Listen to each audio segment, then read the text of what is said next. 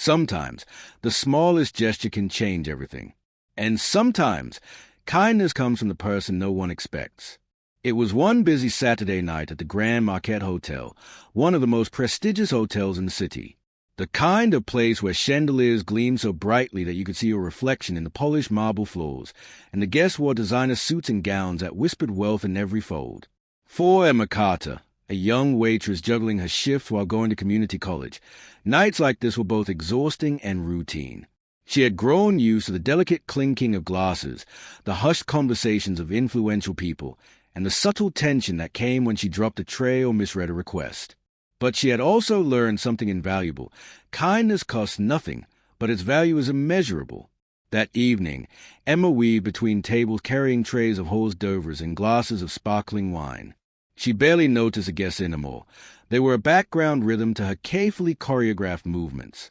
Her mind was halfway through the list of bills she needed to pay and the overdue tuition fee she had been struggling to cover. Then the doors opened, and a man entered who changed everything. He was elderly, dignified, and calm, wearing a traditional black kimono that contrasted sharply with the modern elegance of the hotel. His silver hair was neatly combed back, and his presence had a quiet authority that made heads instinctively lift. He moved slowly but deliberately, bowing slightly to the first table he passed. Emma felt something stir in her chest. She had seen many powerful people in her line of work, but this man was different. He wasn't loud, flashy, or demanding. He simply existed with an aura of respect that made the room tense in his presence. This was Mr. Soto, a Japanese billionaire visiting the United States to finalize a multi-million-dollar deal. Known internationally for his integrity, discipline, and humility, he was a man who valued tradition and quiet respect over attention or display. But no one in the hotel staff knew this. To them, he was just another guest, one who didn't speak English, one who didn't fit into the usual flow of the evening. As Mr. Soto approached the host stand, the room grew noticeably uneasy. A few guests whispered to one another, unsure how to react. Some frowned at his lack of an interpreter. The staff exchanged nervous glances, unsure of how to serve a man who couldn't communicate in their language. Emma watched quietly from a distance, her heart tightening. She could sense the discomfort growing in the room. She had learned to read these subtle signs of unease, the way people shift their weight when they don't know what to do, the half smiles that mask confusion. She also recognized something else, the look of someone trying to be understood, but being met with silence and uncertainty.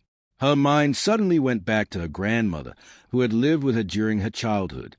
Every night, her grandmother would teach her small Japanese phrases, greetings, polite expressions, simple words that Emma barely remembered at the time. But somehow, the memory had stayed with her all these years, tucked in the corners of her mind like a secret key waiting for the right moment. Emma took a deep breath, steadying her shaking hands as she approached Mr. Soto. He looked at her expectantly, bowing politely once again. Then she spoke, softly, in the words her grandmother had taught her. Daijubu desu kei.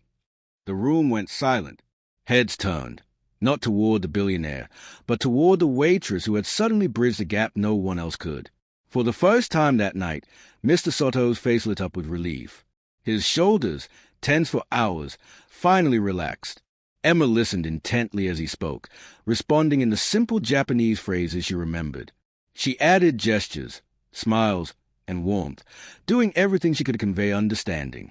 Slowly, the tension in the room dissolved, replaced by curiosity, respect, and a hint of admiration. Mr. Soto requested a simple meal, something familiar, comforting, and reminiscent of home. Emma carefully conveyed his request to the chef, who, inspired by her effort, prepared a warm dish of rice with broth, crafted as closely as possible to the flavors Mr. Soto knew. When she returned with the meal, Mr. Soto placed his hand together, bowed deeply, and thanked her, not a billionaire to a waitress, but a human being to another, recognizing genuine kindness and empathy. The other guests, who had watched with confusion just moments ago, were now captivated. Whispers of admiration spread across tables.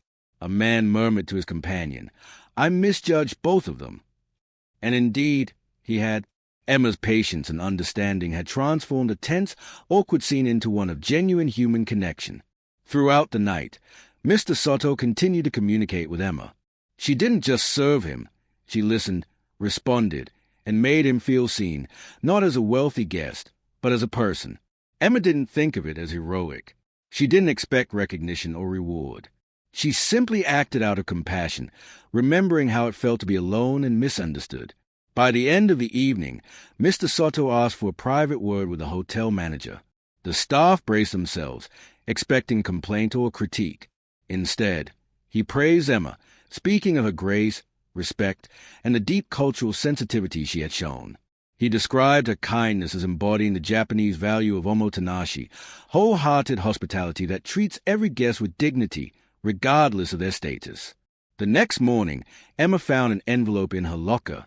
Inside was a handwritten letter from Mr. Soto, thanking her for seeing him not as a challenge or an inconvenience, but as a human being deserving of respect and understanding.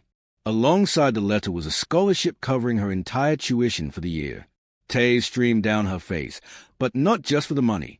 The real gift, she realized, was a reminder that kindness transcends language, culture, and social status.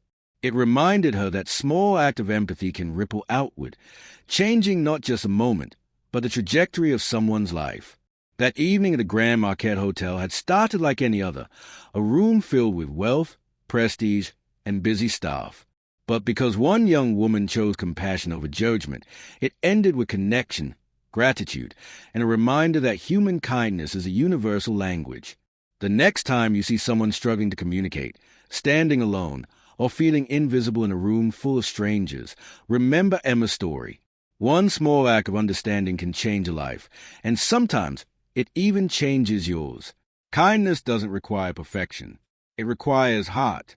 And when you lead with your heart, you never know whose world you might brighten. Thank you for watching Classic Stories. Don't forget to like, comment, and subscribe for more stories that remind us how powerful compassion truly is.